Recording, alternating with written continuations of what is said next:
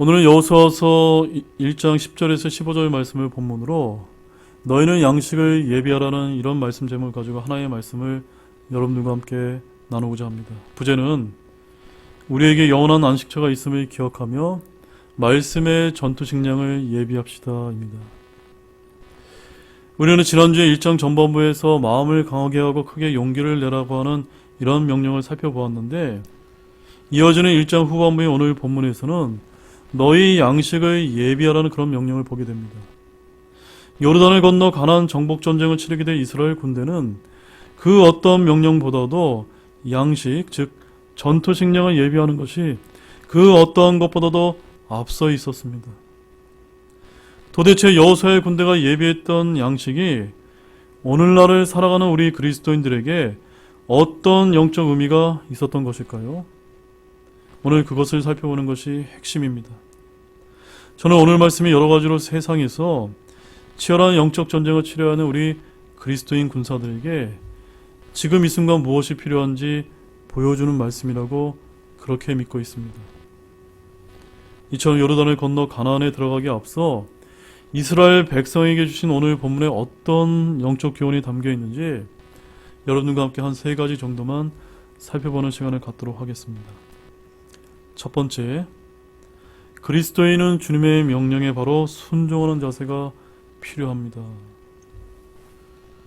10절 말씀을 보십시오. 본문 10절 말씀입니다. 이에 여호수아가 백성의 직무 수행자들에게 명령하여 이르되, 이 말씀은 1장 전반부인 본문 1절에서 9절에서 주님께서 여호와에게 주신 명령이 바로 이어지고 있다는 점입니다. 그래서 이에라고 하는 영어로는 then이라고 하는 부사가 시작되는데, 이것은 무엇을 뜻할까요? 그것은 주님의 명령을 받자마자 여호수아가 바로 그 명령을 순종하게 시작했다는 것을 뜻합니다. 즉 여호수아는 주님의 명령에 대해 이의나 의문을 제기함 없이 즉각적이고 자발적인 반응을 보였다는 사실입니다. 여러분, 저는 이것이 바로 주님께서 오늘날 우리 신약의 그리스도인에게 요구하는 것임을 보여준다라고 그렇게 믿고 있습니다. 왜냐하면 주님께서는 우리가 그분의 명령에 불순종하거나 억지로 마지못해 따르는 것을 결코 기뻐하지 않으시기 때문입니다. 물론 우리는 자신의 부족함 때문에 하나님의 명령을 받아들이기 어렵다는 생각이 들 때도 많이 있을 줄로 아십니다.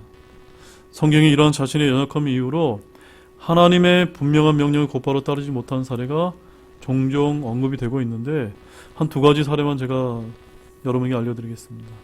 첫 번째는요, 출애굽기 4장 10절 말씀에 나와 있는데, 거기 보면 이렇게 기록이 되어 있습니다. 모세가 주께 아뢰되, 오 내 주여, 나는 말에 능하지 못하나이다. 지금까지도 그러하였고 주께서 주의 종에게 말씀하신 이후에도 그러하오니 나는 말이 느리고 혀가 둔하나이다 하매. 여기 보게 되면 모세는 하나님의 부르심을 받았을 때 자신은 말에 능하지 못해서 말이 느리고 혀가 둔하여 그 이유 때문에 하나님의 부르심에 즉각적으로 순종하지 못했다라고 기록하고 있습니다. 두 번째로는 예레미야서 1장 6절 말씀인데요. 그때 내가 이르되 아 주 내 하나님이여 보소서 나는 아이라 말을 할 수 없나이다 하니라. 여기서도 예레미야도 자신을 아이로 자처하면서 대언자로서의 자격이 없다고 주님의 부르심에 곧바로 부응하지 못했습니다. 여러분, 이러한 모습이 어떤 면에서 볼 때 겸손한 반응처럼 느껴질 수도 있습니다. 하지만 하나님께서 진정으로 우리에게 요구하시는 모습은 이처럼 우리 자신의 연약함이나 형편을 핑계로 주님의 명령에 곧바로 순종하지 못하는 모습보다는 오늘 본문에서 보여주는 여호수아와 같이 즉각적이고 자발적인 순종의 모습임을 아시기 바랍니다. 이러한 즉각적이고 자발적인 순종의 모습은 믿음의 조상 아브라함에게서도 발견되는데, 즉 그는 하나님께서 그의 사랑하는 독자인 이삭을 번제 헌물로 드리라고 시험을 했을 때 그는 망설이거나 거부하지 않고 곧바로 그 명령에 따르기 위해서 아침에 일찍 일어나 이삭과 함께 모리아산으로 향했다고 그렇게 기록하고 있습니다. 창세기 22장 1절에서 3절 말씀만 보십시오. 이 일들 뒤에 하나님께서 아브라함을 시험하시려 그에게 이르시되 아브라함아 하시니 그가 이르시되 보소서 내가 여기 있나이다 하매 그분께서 이르시되 이제 내 아들 곧 내가 사랑하는 내 유일한 아들 이삭을 데리고 모리아 땅으로 가서 거기서 내가 내게 일러줄 산들 중에 하나에서 그를 번제물로 드리라 하시니라. 아브라함이 아침에 일찍 일어나 나귀의 안장을 얻고 자기와 함께한 자기 청년들 가운데 2명과 자기 아들 이삭을 데리고 번제물에 쓸 나무를 쪼개어 가지고 일어나 하나님께서 자기에게 말씀해 주신 곳으로 갔더라. 사랑하는 여러분, 이렇게 아브라함은 하나님께서 말씀하신 대로 조금의 지체함도 없이 그분의 명령에 따라 그 어려운 명령도 즉각적으로 순종했다고 기록하고 있습니다.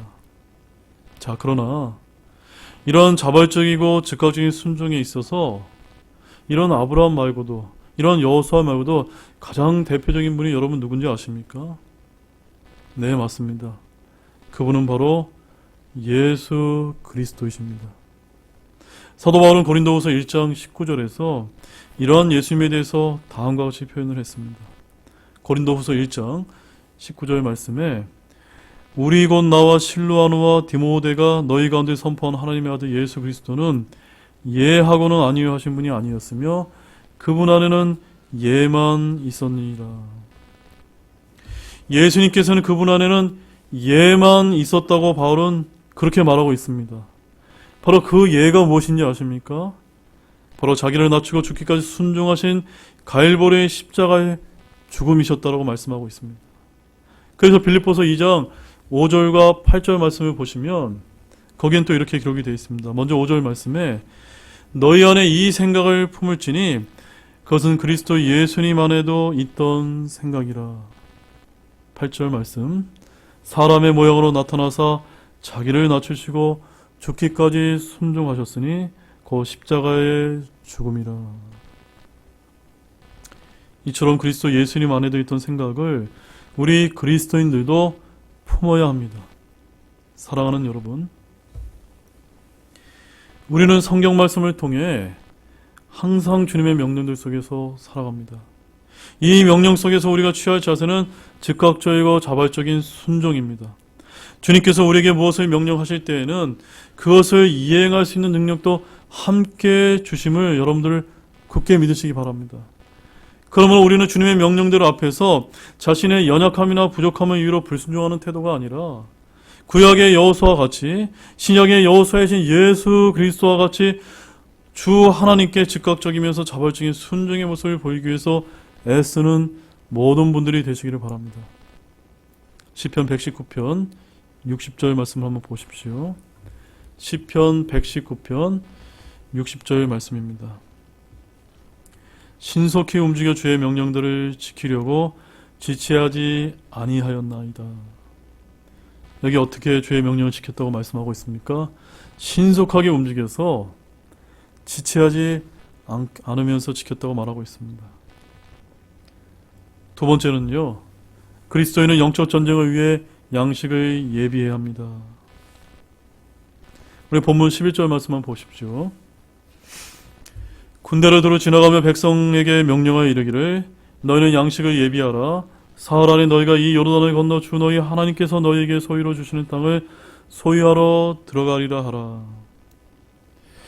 여기서 우리는 양식을 예비하라는 명령을 보게 됩니다. 곧 이어서 여호수아와 이스라엘 백성은 하나님의 명령에 따라 가나안에 들어가는 정도가 아니라 그 땅을 소유하기 위해 전쟁을 치르러 요르단강을 건너야 하는 그런 절체절명의 순간이었습니다.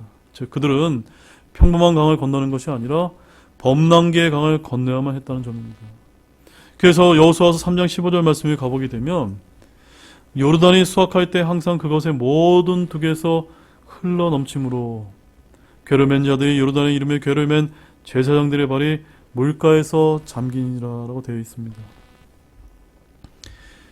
그런데 여호수아는 군대를 두루 지나가며 직무 수행자들을 통해 백성들의 명령을 했는데 그 명령은 무기를 준비하라거나 배를 준비하라가 아니었습니다. 지금 막 전투가 벌어지려고 하는데 왜 무기나 배를 준비하라고 하지 않았던 것일까요? 단지 그 명령은 양식을 예비하라 했습니다. 양식을, 바로 전투 식량을 준비하라 그랬던 것이었습니다. 이 말인 즉슨 주님께서 자신의 방법으로 강을 건너가게 하실 것이며 강을 건넌 후에도 주님 나름대로의 전투 계획을 가지고 계시기 때문에 너희는 그저 먹을 것만 챙기라는 것이었습니다. 나머지 일은 주님께서 준비하도록 그저 너희들은 넘겨드리면 된다는 그러한 뜻이었습니다. 사실 여기서 양식에 해당되는 victuals라고 하는 이 단어는 준비된 음식이라고 하는 그런 뜻을 갖고 있습니다. 옛 격언을 보게 되면 군대는 배로 진군한다는 이런 말이 있듯이 군인이 전쟁에 싸우기 위해서는 전투 식량이 준비되어 있어야 한다는 그런 뜻입니다. 만약 그렇지 않다면 그 군대는 금방 기력을 소진하게 됩니다. 이처럼 너희는 양식을 예비하라고 명령했던 그 이유는 만나가 그칠 것이기 때문만이 아니라 앞으로 있을 전쟁을 대비하여 전투 식량을 비축하기 위해서였을 것입니다.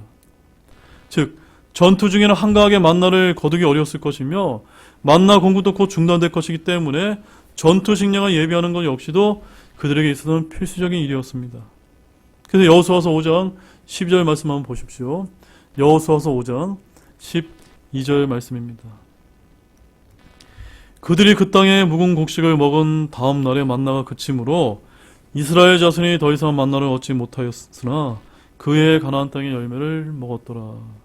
즉 여호수아의 군대가 가나안 땅에 가서 정복 전쟁을 했을 때 출애굽 광야 생활을 했을 때 주셨던 그 만나가 그쳤다라고 말씀하고 있습니다. 이렇게 이스라엘 백성들에게 요르단을 건너기 직전에 양식을 예비하라는 이 명령은 오늘날을 살아가는 저와 여러분들과 같은 그리스도인에게 어떠한 영적인 의미가 있는 것일까요? 그것은 바로 우리 그리스도인들도 대적과의 치열한 영적 전쟁을 위해 양식을 예비해야 됨을 뜻하는 말씀입니다. 그러므로 여러분, 우리도 우리의 양식을 예비해야 됩니다. 근데 우리의 양식은 무엇일까요? 신약 말씀을 보게 되면 몇 가지 양식이 언급되고 있습니다. 첫째, 우리에게는 알지 못하는 먹을 양식이 있다는 점입니다. 요한복음 4장 32절과 34절 말씀을 보십시오. 요한복음 4장 32절, 34절 말씀입니다. 그분께서 그들에게 이르시되 내게는 너희가 알지 못하는 먹을 양식이 있느니라 하시니 그분께서 그들에게 이르시되 내 양식은 나를 보내신 분의 뜻을 행하고 그분의 일을 끝마치는 것이니라. 예수님께서 말씀하신 알지 못하는 먹을 양식은 바로 아버지 하나님의 뜻을 행하고 그분의 일을 끝마치는 것이라고 분명히 말씀을 하고 있습니다. 그러면 우리도 이러한 양식을 예비해야 되지 않겠습니까? 둘째, 우리에게는 썩어 없어지는 양식이 아니라 영존하는 생명이 이르도록 항상 있는 그 양식이 있다는 점입니다. 요한복음 6장 27절 말씀을 보십시오. 요한복음 6장 27절 말씀입니다. 썩어 없어지는 양식을 위해 수고하지 말고 영존하는 생명이 이르도록 항상 있는 그 양식을 위해 수고하라. 그것은 사람의 아들이 너희에게 주리니 그를 하나님 아버지께서 봉인하셨느니라 하시니라. 그 양식이 무엇입니까? 그것은 바로 하나님의 말씀입니다. 왜냐하면 사람은 빵으로만 사는 것이 아니라 하나님의 입에서 나오는 모든 말씀으로 살 것이기 때문입니다. 그래서 여러분들이 잘 아시는 마태복음 4장 4절 말씀을 보면 그분께서 응답하시되 기록된 바 사람이 빵으로만 살 것이 아니요 하나님의 입에서 나오는 모든 말씀으로 살 것이라 하였느니라 하시더라. 여기 뭐라고 말하고 있습니까? 분명히 모든 말씀이라고 되어 있습니다. 이것이 바로 썩어 없어지는 양식이 아니라 바로 우리로 하여금 영존하는 생명이 이르도록 항상 있는 영적 양식이 된다는 것입니다. 그래서 우리는 매일 아침마다 묵상 말씀을 통해 또한 여러분이 성경 말씀을 읽음으로 인해서 골고루 이 영적 양식을 먹어야만 합니다. 그리고 이 양식이 영적 전쟁에서 하나님의 전식감추를 입고 싸우는 저와 여러분들에게 유일한 공격무기가 된다는 사실 역시도 아시기 바랍니다.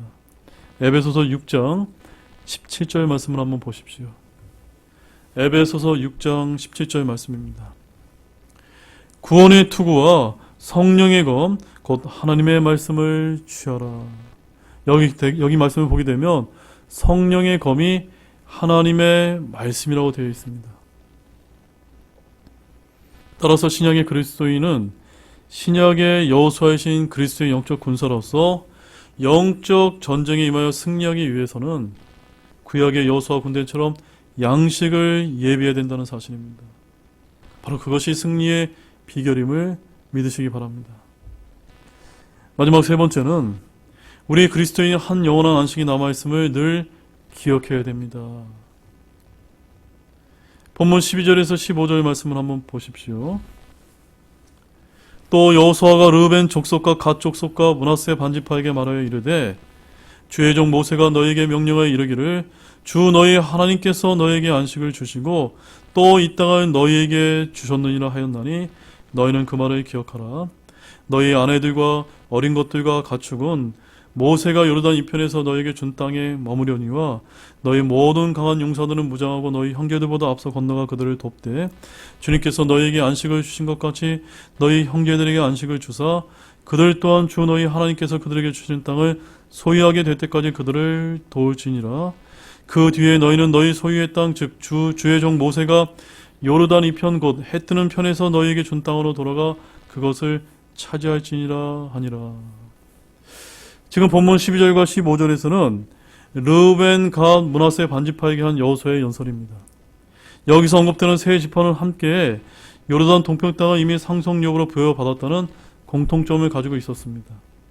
한편 백성의 직무 수행자들을 시켜서 양식을 예비케 한 다음 이 세 지파를 따로 특별히 불러 이야기했던 그 이유는 그들로 하여금 요르단 동편에 이미 상속유업을 얻었다고 해서 요르단 서편의 가나안 정복 전쟁에 참여하지 않고 그저 무관심하게 요르단 동편에 눌러앉는 어리석은 행위를 하지 못하게 하기 위해서였습니다.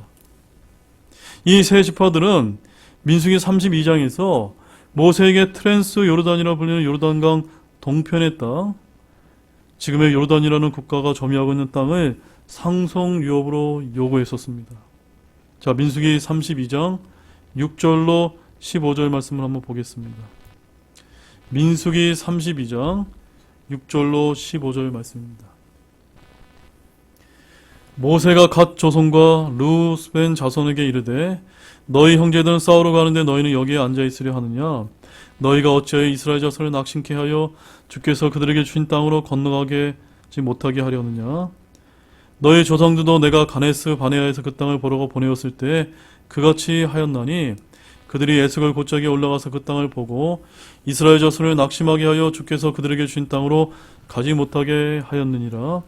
바로 그때 주의 분노가 타올라 그분께서 맹세하여 이르시되 이집트에서 나온 사람들 가운데 20살이 넘는 자들 중에서는 아무도 내가 아브라함과 이삭과 야곱에게 맹세한 땅을 보지 못하리니 이는 그들이 나를 온전히 따르지 아니하였기 때문이라. 다만 그나스 족속 여분네 아들 갈렙과 눈의 아들 여호수아는 그것을 보리니 그들은 주를 온전히 따랐느니라 하시고 주의 분노가 이스라엘 향해 타올라 그분께서 그들로 하여금 40년 동안 광야에서 방황하게 하셨으므로 마침내 주의 눈앞에서 악을 행한 그 세대가 모두 소멸되었느니라. 보라, 너희는 너희 조상을 대신하여 일어난 자들이요 죄악으로 가득한 사람들의 소생으로서 이스라엘 향한 주의 맹렬한 분노를 더 크게 만드는 자들이로다. 너희가 만일 돌이켜서 그분을 떠나면 그분께서 또다시 그들을 광야에 버리시리니 이로써 너희가 이 온 백성을 멸망시키리라 하니라. 여기서 모세는 이 세 지파들이 가나안 땅에 들어가 전쟁하기를 거절함으로써 민족을 배반하려 한다고 생각하면서 호통을 친 그런 말씀입니다. 모세는 민수기 13장과 14장에서 10명의 정탐꾼들이 나쁜 복으로 함으로써 일어났던 그 일이 이스라엘의 새로운 세대에게 일어날까 봐 염려했던 것입니다. 만약 그렇게 된다면 이번에는 모든 백성이 광야에서 방황하다가 멸망하게 될 것이기 때문이었습니다. 그런데 이 세 지파들은 자기들의 경우는 다르다고 이렇게 주장을 했습니다. 그들의 아내와 자녀들을 위해 도시를 건설하고 가축들을 위해 우리를 만드는 것일 뿐 징김 연령에 해당되는 남자들은 앞장서서 전쟁하러 가게 될 것이라고 그렇게 분명히 약속을 했습니다. 그 약속의 말씀은 민수기 32장 17절과 18절에 나와 있습니다. 우리가 이스라엘 자손을 그들의 초소로 데려갈 때까지 스스로 무장하고 그들 앞에서 가리이다. 다만 우리의 어린 것들은 이 땅의 거주민들로 인해 성벽을 두른 도시들에게 거할 것이오며 우리는 이스라엘 자손이 각각 자기의 상속 재산을 얻을 때까지 우리 집으로 돌아오지 아니하겠사오니. 그들이 이렇게 말하자 모세가 그 요청에 동의했다라고 민수기 32장 19절과 33절에 아주 자세히 나와 있습니다. 근데 모세는 여기 한 가지 단서 조항을 달았습니다. 그 말씀은 민수기 32장 23절의 말씀이 되겠습니다. 그러나 만일 너희가 그와 같이 하지 아니하면 보라, 너희가 주께 죄를 지었으니 너희 죄가 너희를 찾아낼 줄을 분명히 알지니라. 바로 모세의 이 말 때문에 여호수아는 오늘 본문 12절과 15절에서 이 세 지파에게 너희가 모세와 맺은 그 약속을 상기해라 라고 이렇게 말을 하고 있는 것입니다. 즉 이들이 모세 앞에서 요르단 동편 땅을 남보다 앞서 차지하는 대가로 나중에 이스라엘이 요르단 서편을 정복할 때에는 다른 지파의 선봉에 서서 싸우고 그 위에 돌아와서 쉬겠다고 하는 약속을 가리킵니다. 비록 이 약속은 모세 앞에서 행한 것이지만 분명 하나님과의 약속이었습니다. 그러므로 여호수아는 이 세 지파들에게 하나님과의 약속을 지키도록 상기시키고 촉구한 것이었습니다. 본문 13절 말씀을 아주 주목해서 한번 보시기 바랍니다. 주의 종 모세가 너에게 명령하여 이르기를 주 너희 하나님께서 너에게 안식을 주시고 또 이 땅을 너희에게 주셨느니라 하였나니 너희는 그 말을 기억하라. 너희는 그 말을 기억하라고 이렇게 지금 말을 하고 있습니다. 이스라엘 백성이 가나안에 들어간다는 것은 바로 안식에 들어간다는 그런 의미였습니다. 오랜 광야 생활의 여정과 방향을 끝내고 주님이 약속하신 안식으로 들어가는 것이었습니다. 그래서 시편 95편 10절과 11절 말씀을 보십시오. 시편 95편 10절과 11절 말씀입니다. 내가 40년 동안 이 세대로 인해 근심하여 이르기를 그것은 마음속으로 잘못하는 백성이요 그들이 내 길들을 알지 못하였도다 하였노라. 내가 그들에게 진노하여 맹세하기를 그들은 내 안식에 들어오지 못하리라 하였도다. 이 말씀을 보게 되면 사실 이스라엘 민족이 약속의 땅에서 얻게 될 그 안식은 바로 누구의 안식이었습니까? 바로 내 안식, 바로 주님의 안식이었습니다. 그런데 요르단 동편 정복지를 모세에게 간곡히 부탁하여 차지하고 있던 이 세 지파는 이미 이러한 안식에 들어가 있는 상태였습니다. 그러나 다시금 이전에 그들의 약속한 바에 따라 가나안 정복 전투에 임하게 된 것입니다. 이것은 이 세상의 안식은 참된 안식이 아님을 보여주기 위함이었습니다. 그렇습니다. 이 세상의 안식은 분명한 한계가 있는 것을 아시기 바랍니다. 그것은 영원하지도 완전하지도 않습니다. 그러므로 우리는 세상에서 참된 안식을 찾으려 해서는 안 됩니다. 우리는 오히려 세상에 있는 동안 부지런히 일하고 참된 안식에 들어가기 위해서 영적 전쟁을 치러야 하며 그것을 위해 우리의 양식을 예비해야만 됩니다. 여러분 히브리서 4장 8절과 9절 말씀 한번 보십시오. 히브리서 4장 8절과 9절 말씀입니다. 만일 예수가 그들에게 안식을 주었더라면 그분께서 그 뒤에 다른 날을 말씀하려 하지 아니하셨으리라. 그러므로 하나님의 백성에게는 한 안식이 남아있도다. 여기 8절을 보게 되면 예수는 바로 누구를 가리킵니까? 구약의 여호수아를 가리키는 말씀입니다. 지금 히브리서 기자는 구약의 여호수아가 주지 못한 참된 안식을 신약의 여호수아이신 곧 예수님께서는 가져다 주심을 강조하는 말씀입니다.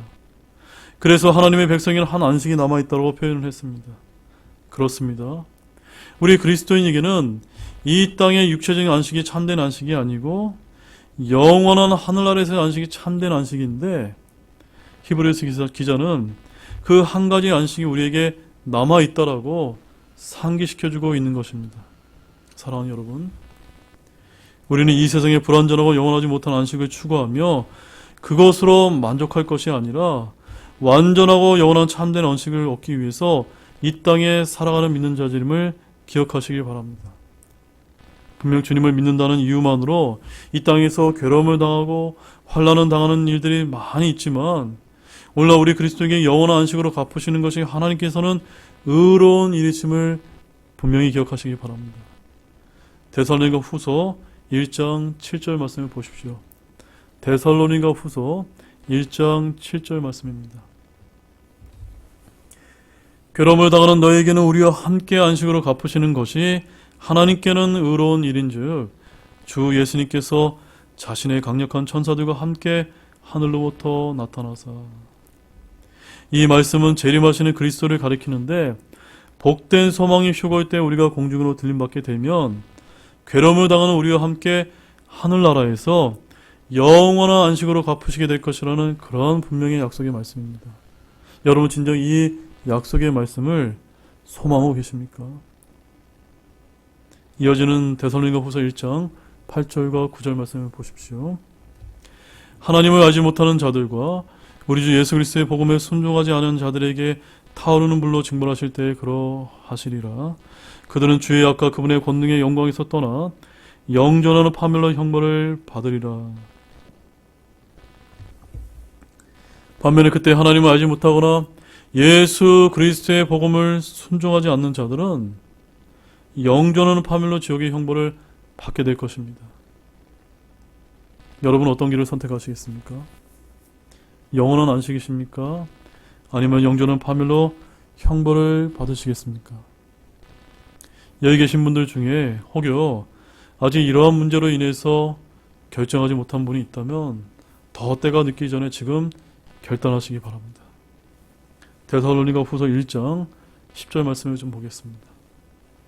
그날에 그분께서 오셔서 자신의 성도들 가운데서 영광을 받으시고 믿는 모든 자들 가운데 칭송을 받으시리니 이는 너희가 우리의 증언을 너희 가운데서 믿었기 때문이라. 여러분이 이 말씀을 믿기만 하신다면 여러분도 주님께서 오실 때 주님의 영광 가운데 함께 계시게 될 것입니다. 이제 결론을 맺겠습니다. 오늘은 제가 세 가지 교훈을 말씀을 드렸습니다. 첫 번째, 그리스도는 주님의 명령에 바로 순종하는 자세가 필요합니다. 두 번째, 그리스도는 영적 전쟁을 위해서 양식을 예비해야 합니다. 세 번째, 우리 그리스도인이 한 영원한 안식이 남아있음을 늘 기억해야 합니다. 여러분, 오늘 이 시간 여러분 한 분 한 명의 주님께서 어떠한 음성을 들려주셨습니까? 오늘날 이 세상은 감히 우리가 예상하지도 생각해보지 못한 엄청난 일들이 벌어지고 있는 치열한 영적 전쟁터입니다. 곧 우리의 대장이신 신약의 여수하신 예수 그리스도께서 다시 오시게 될 것입니다. 그러면 우리는 무엇을 해야 할까요? 먼저는 우리가 그리스도의 군사로서 우리의 양식을 예비해야 된다는 것입니다. 썩을 양식이 아니라 영존한 생명이 이르는 말씀의 양식을 예비하고 말씀의 검을 들어야 합니다. 이 세상은 우리의 안식처가 아니라 저 하늘의 한 영원한 안식이 예비되어 있음을 항상 잊지 않는 여러분들이 되시길 바랍니다. 그래서 주님께서 언제든지 우리에게 말씀하시면 즉각적이고 자발적인 순종의 모습을 보임으로써 이러한 주님의 귀한 사역에 동참하시는 그리스도의 영적 군사가 되시는 모든 분들이 되시기를 우리 주 예수 그리스도의 이름으로 축원드립니다.